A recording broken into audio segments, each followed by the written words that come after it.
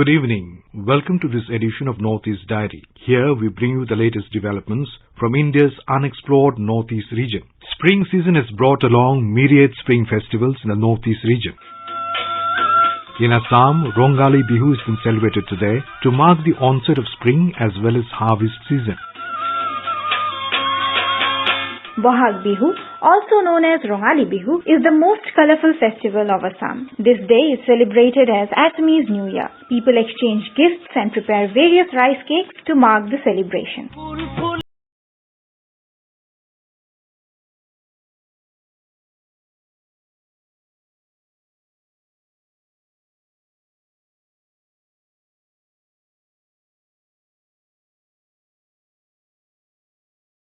Closely linked with agriculture. Therefore, all the major festivals of Assam are rooted in agricultural activities and the changing seasons. Assamese people, irrespective of caste, creed and religion, celebrate Bihu. There are 3 Bihu festivals in a year: Rongali, Bhogali and Kongali. Each Bihu coincides with a distinctive phase in the farming calendar. The Bihu marks the new year at the advent of seeding time. It is a time for song, dance and cheer. The beat of drums is heard far and wide during this time. The folk songs associated with the Bihu are called Bihu Geets. During this time, young people in villages may be seen moving about in groups gaily dressed or forming circles in the midst of which the prettiest girls dance, singing songs of love and romance. People adorn traditional attires like dhoti, gamusa and saror mekhela and visit their near and dear ones. The first day of the festival week is called Gurubihu and is dedicated to the cattle and livestock. The rest of the week-long celebrations are known as Bihu. Bihu dance is performed in open fields by young men and women. Girls dress in their best traditional muga silk clothes. Their feet and palms are painted with the red pigment of henna or jetuka. Kopo phul, a beautiful purple-colored orchid, is very popular with the girls as they tie it around their hair.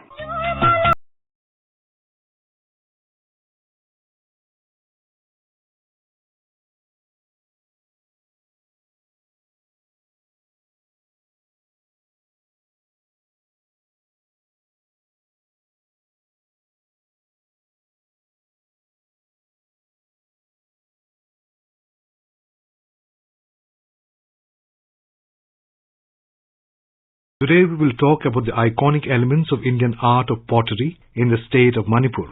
We will also go to Sikkim, which has been driving birding tourism in rural areas. Birding tourism not only helps to conserve birds, but also helps to conserve the environment and creates employment opportunities.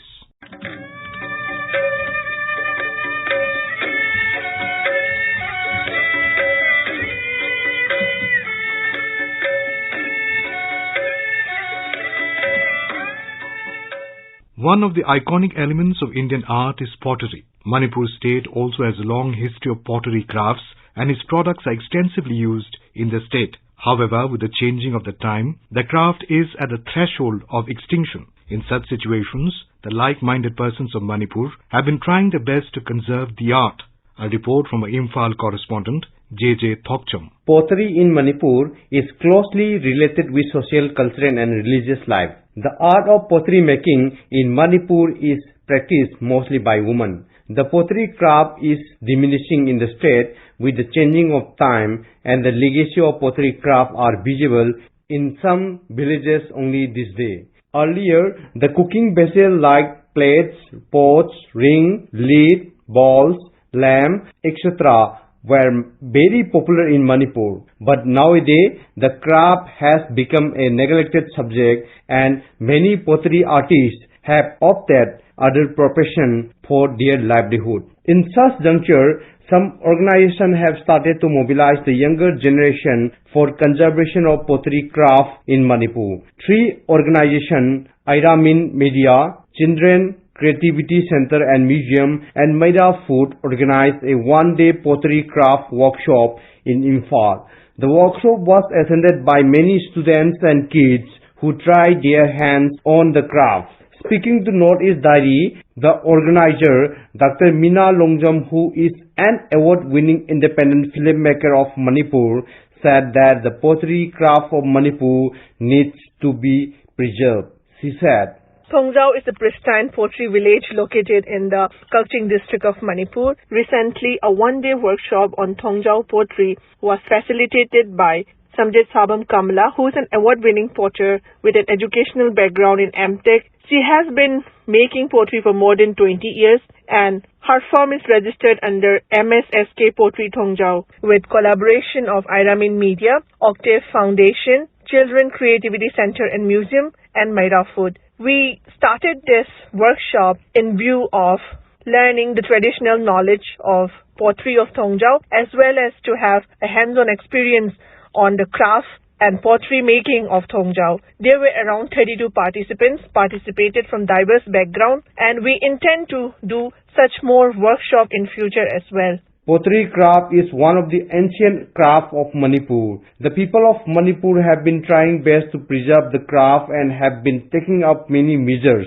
The younger generation now has shown interest in preserving the craft, which is a good indication for the life of the craft. JJ Thoksom, Northeast Diary, AIR News, Imphal.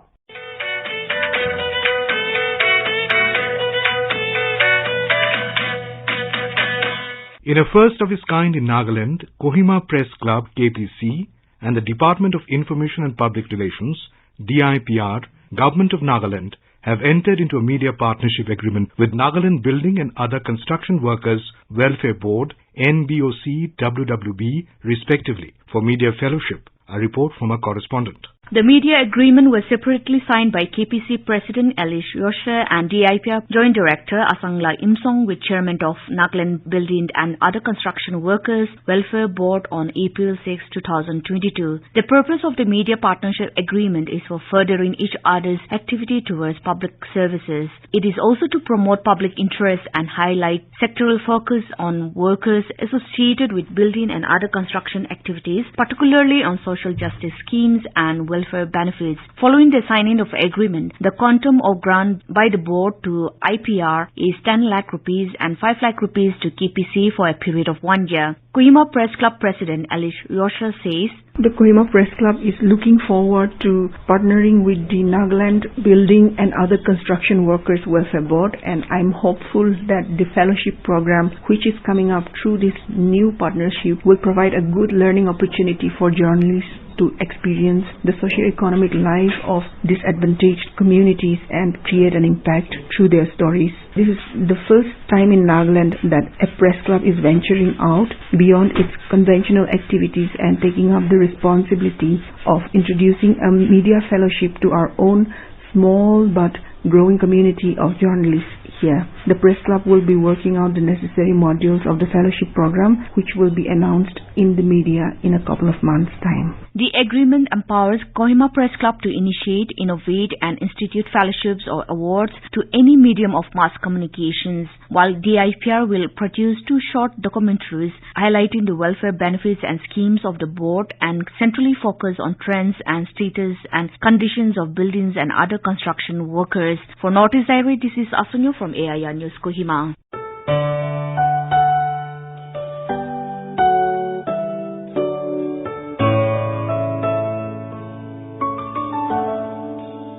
Regional Police Training College, now known as the Northeastern Police Academy NEPA, which is located in Umsaw village in Ribhoi district of Meghalaya, boasts of being one of the premier institutes for police personnel training and orientations, and recently completed the 50th batch of the basic course and conducted the Dikshan passing out parade. A report.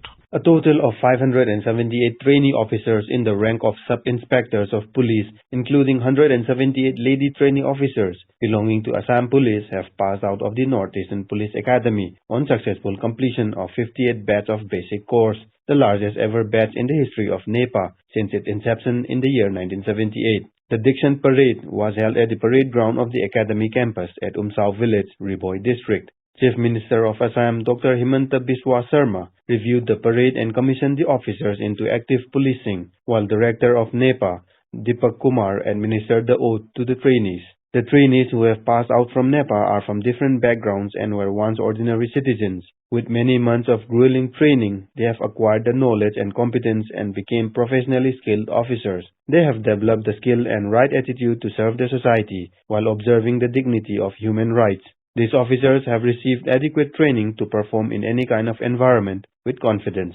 Congratulating the young officers, Chief Minister of Assam Dr. Himanta Biswa Sarma distributed the trophies and medal awarded to the trainees for their individual performance during the year-long training period. The passing out parade marks a momentous occasion in the life of every member of a uniformed service. These are moments of pride and accomplishment, and you all are going to cherish this moment all throughout your life. I am informed that 58 basic course that commenced on 19 April 2021, under which 578 cadet sub-inspectors have been trained, is the largest ever batch of basic course of NEPA since its establishment. During the period of training, the trainees also interacted with eminent guest speakers from various expert organizations, academic institutions, high-ranking police officers from Assam and Meghalaya, serving and retired dignitaries from all over the nation, shared their vast knowledge and experience with the trainees, which will be highly beneficial for the trainees throughout their service career. This is Rusam for Northeast Diary from AIR News Shillong. In Tripura, there is a heritage river Gomti and a lake Doomburu curved out of the river Gomti. The whole area around river Gomti and Doomburu has now become a heritage site and also a tourist destination. Here's a report. Among all the heritage sites, the Gomti River is regarded as one of the most important sacred destinations to all people belonging to different religion, language, caste and class. Mythology suggests that taking a holy bath at Tritamuk, which is the origin of the river Gomti, has been continuing since more than 500 years back. The river Gomti has also given a hydel project which has been created about 60 years ago by carving out a channel from the river Gomti, and this lake is known as Doomburu Lake. A 41 square kilometer Doomburu Lake has passed through coarse, crisscrossing hills and a deep forest. Doomburu Lake is a charming water body located in Gandachira subdivision, which is 120 km away from Agartala. The lake looks like a tabor-shaped small drum, Doomburu of Lord Shiva, from which the name Doomburu originates. Talking to AIR News, Assistant Director of Tripura Tourism Development Corporation, Mrinal Kantidas said, In Doomburu, we have arranged motorboat at Nakalkunjo and Gandachara and Mondrigarh. These log huts will be constructed very recently. About 18 log huts will be constructed there in Doomburu. And even for promotion of Tripura tourism, we have arranged jet ski at Nakalkunjo. The Doomburu Lake has 48 islands in the midst of the lake. Most of these islands are accessible by boat. The other attraction of Doomburu and Nakalkunja is finding rare varieties of migratory birds fishing from the lake, which is worth watching. For Northeast Diary, this is Rina Numaitam from Agartala. Over 450 species of birds are found in Sikkim, which has been driving birding tourism in rural areas. Birding tourism not only helps to conserve birds, but also helps to conserve the environment and creates employment opportunities. A budding birder from the Himalayan states, Pakyong district Suraj Khulal, is an example for the local youth for capitalizing on such opportunities. A report. Khulal's journey began with modest earnings in 2019 with two visiting bird enthusiasts. He started with bird photography soon after, with his interest picking up during the first COVID-19 lockdown in 2020. This is when he started uploading details of local birds on social media, which reached bird enthusiasts from around the country who started visiting him. Some of the birds photographed by Khulal, such as forest wagtail, green bee-eater, and brown-breasted flycatcher, are among the rarely documented birds of Sikkim. With encouraging visitors to Khulal's village, employment generation for bird guides, taxi drivers, and homestay owners, and demand for local vegetables and dairy products have also picked up. Suraj Khulal shares his journey. 2018 या 19 में हाम्रो Sikkim government land revenue डिपार्टमेन्टको mister Kushal Gurung sir. First of all, in the year 2018 and 2019, in order to impress me in boarding, Mr. Kushal Gurung, who is an officer in Sikkim Government Land Revenue Department, came and tried to convince me, but initially I was not interested, but when he brought some guests in the year 2019 and after spending few moments for boarding and briefed me about how boarding can be beneficial, and I also experienced the financial gain. When the lockdown started, I got time to do research in boarding and get to know many benefits, so now I am doing boarding. During my 2 years of boarding experience and our government initiative to have one family, one entrepreneur, especially in rural area, boarding can be a source of livelihood in this area, I guess.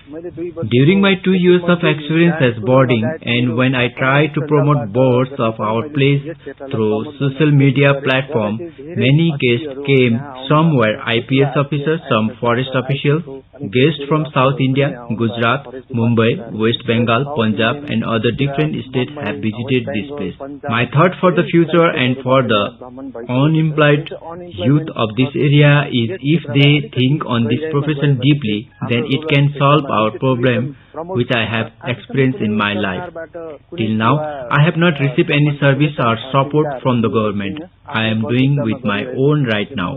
My only concern and request to the government is that if the road is good in our rural area, then I will certainly boost tourism sector and benefit the government too.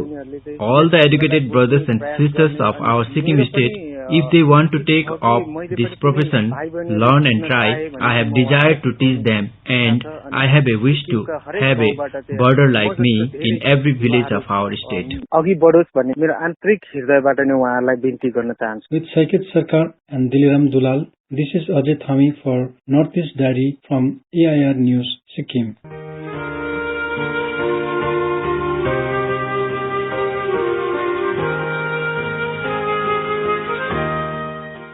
In Mizoram, there are thousands of vibrant self-help groups of women who are showing the way to women empowerment, and this success has become possible by continuous and transparent support through the Mizoram State National Rural Livelihood Mission, by and large run by women officials and staff. Will now present an interview of Chief Executive Officer of Mizoram SRLM, Ms. Age Lalchandami. The interviewer is Isaac. On behalf of our listeners, we welcome you, Madam. Firstly, we would like to know about the main objective of the Mizoram State Rural Livelihood Mission. Mizoram State Rural Livelihood Mission is a scheme under Ministry of Rural Development. Rural Livelihood Mission aims to elevate rural poverty and create sustainable livelihood opportunities for the rural poor. Our main activities is formation of self-help groups. We seek to promote sustainable community-based institutions, what we call self-help groups, which will facilitate provision of financial services, economic services, and other entitlements to the rural poor. How many women SHG and their families are currently involved under this mission? Right now, we have formed 8,272 self-help groups, and we have covered 71,432 households. How is your organization giving support to the women in forming their group and growing their income generation and marketing? We had provided capacity building to the self-help group members, and we also provide them community funds so that they can start their own business. For example, in farming and like petty shop and other activities so that they can have a sustainable livelihood. We find many success stories of women SHG in Mizoram. We have seen that women SHG are operating private transport service. They are running rice mills and other occupations like farming and rental service of farm machineries and equipments to the farmers. So can you please discuss some SHG and their success stories?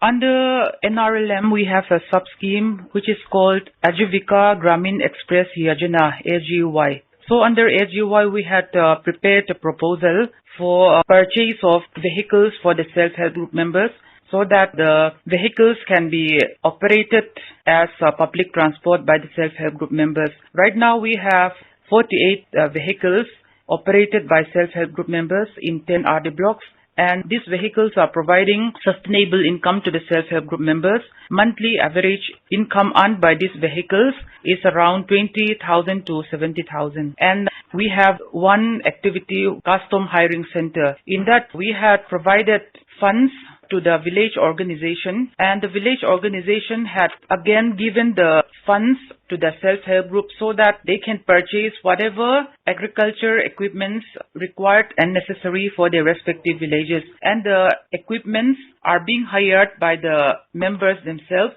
So in that, self-help group members are earning regular income. Is it true that your organization, MZSRLM, had helped women SHG to stand up during the pandemic situation too?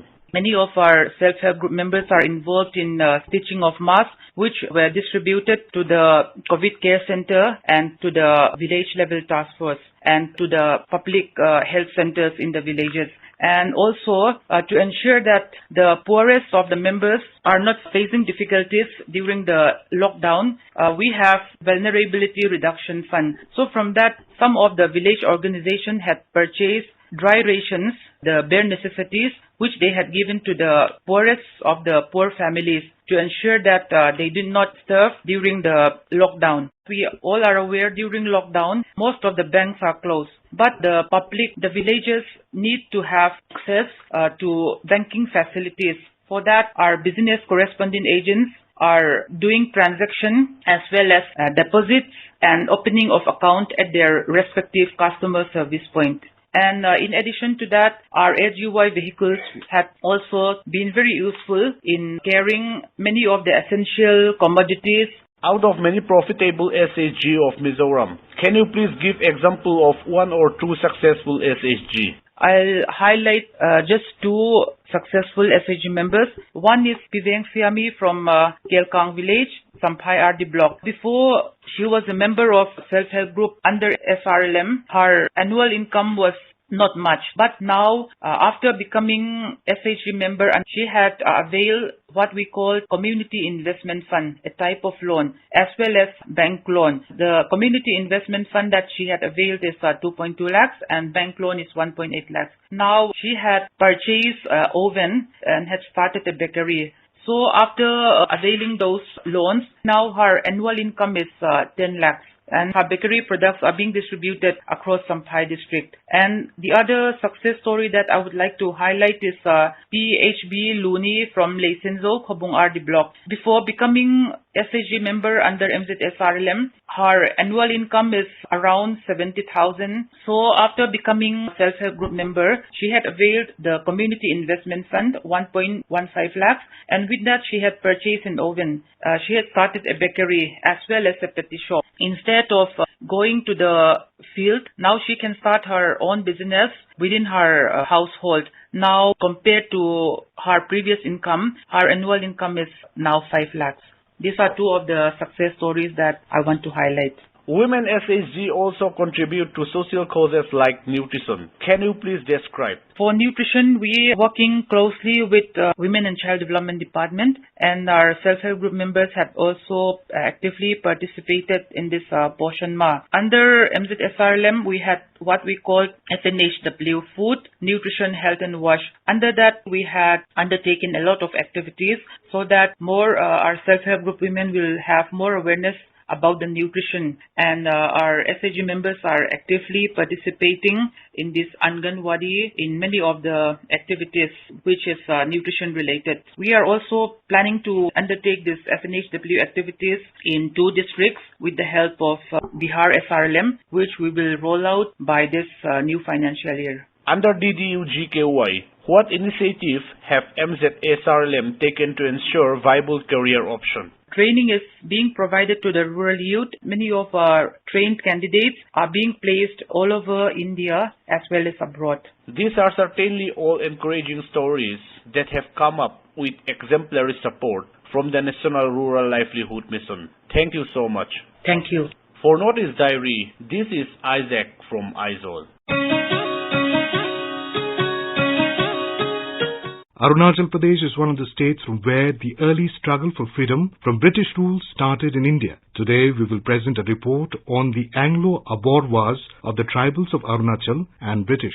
During the time when freedom movement was mounting in other parts of the country, the indigenous tribal people of Arunachal Pradesh, particularly the Adi tribe of Siang region, formerly known as Abors by the British, bravely fought against the imperial policy of colonial expansion of the erstwhile British rulers in India. It was totally unacceptable to the freedom-loving indigenous tribes when their territory was attempted to be infiltrated and plundered by the British rulers. The land of Adis remained literally independent without being annexed or controlled by the Britishers until the early 20th century. The Adis were considered to be difficult to control and were always resistant to the centralized authority of outsiders. The first visit of Britishers to the Adi land is reported to be in 1826 by Captain Bedford, which had to be cut short to a very brief period as compelled by the indomitable and independent characters of the Adis, who fought tooth and nail to keep their land independent.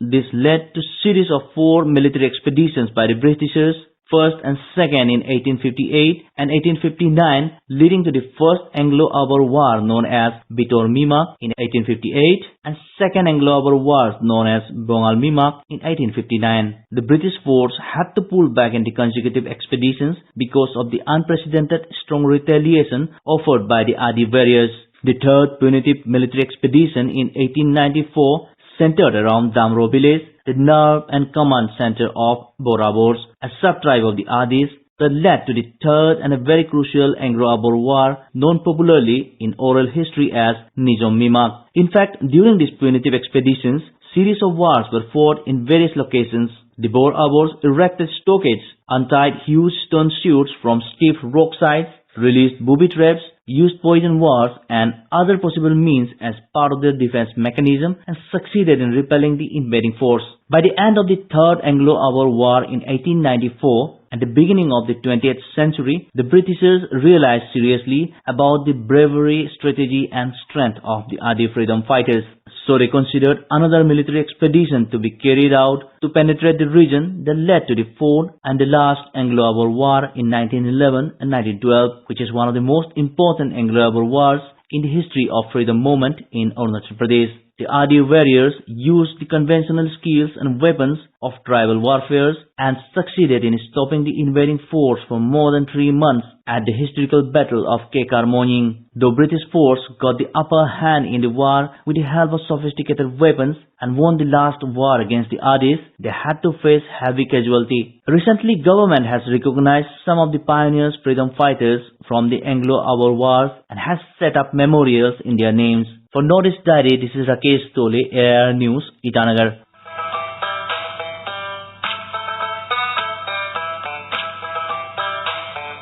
Rongalibhu has been celebrated across Assam today with pomp and cheer. It is one of the most important and significant festivals of Assam. It marks the beginning of the harvesting season and the Assamese New Year. Let us listen to a melodious Bihu song by Zubin Garg.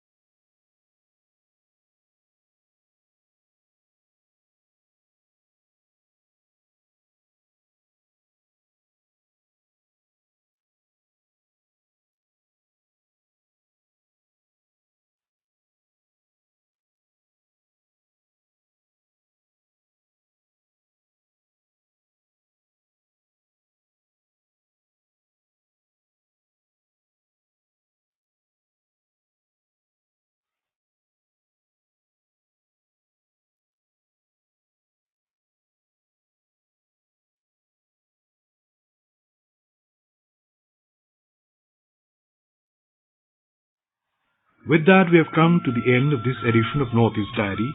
Do join us next week to hear more stories from this enchanting part of India. Goodbye. This program was presented by Abhishek Mukhopadhyay, scripted by Suparna Saikya, produced by Sharmila Goswami, and assisted by Kamlesh Mudgal. It was brought to you by the News Services Division of All India Radio.